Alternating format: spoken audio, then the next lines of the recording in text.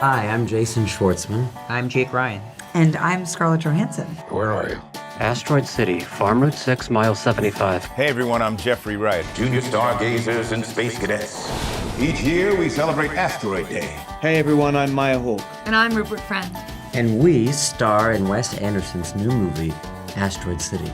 In the movie, families from across the country gather in a fictional American desert town for a junior stargazer convention. I heard there's a real-life reason people will be gathering in the Utah desert this September. The world will never be the same. What is happening there on September 24th? September 24th is going to be a historic day. This is NASA's first asteroid sample return mission and the biggest sample return beyond the moon. Shortly before 9 a.m. local time, the OSIRISREx spacecraft carrying precious samples of asteroid Bennu will release the capsule into the atmosphere to lower the samples down to the Utah desert, where scientists are anxiously awaiting the return of these materials. Wow, that sounds like the plot of a science fiction film. It's incredible that a spacecraft can go to an asteroid, grab some pieces of it, and then bring them to Earth. So what will NASA look for within the asteroid sample? These pristine asteroid materials will be studied by scientists from around the world. We're going to be looking at the minerals, we're going to be dissecting the rocks, looking at it mineral grain by mineral grain to learn more about how the solar system formed and evolved. We're also going to be looking for water to try to understand how our Earth's oceans came to be. And then finally, we're going to be looking at organic compounds, including some of the basic chemical building blocks of life, to try to understand whether asteroids like Bennu could have delivered the building blocks to Earth, leading to the origin of life on Earth and potentially elsewhere. With the data that we obtain from these materials, we're going to be rewriting the textbooks on solar system formation. Fascinating stuff.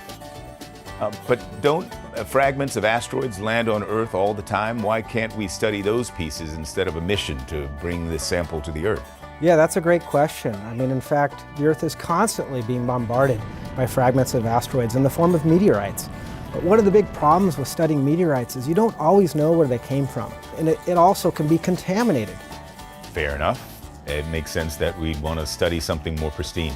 So how will NASA protect the sample once it's on Earth? And can I have some?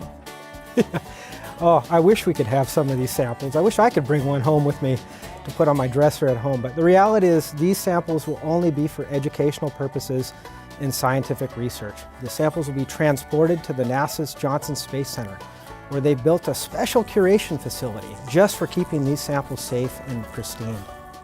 This is also incredible. I'm so glad that NASA has teams of people that are searching for the answers to some of the biggest questions, like where did life and water come from? Where did our solar system come from? I can't wait to see what we learn from the asteroid sample OSIRISREx is bringing to Earth. Thank you for all that you do. This is also incredible. Thank you so much for all you do.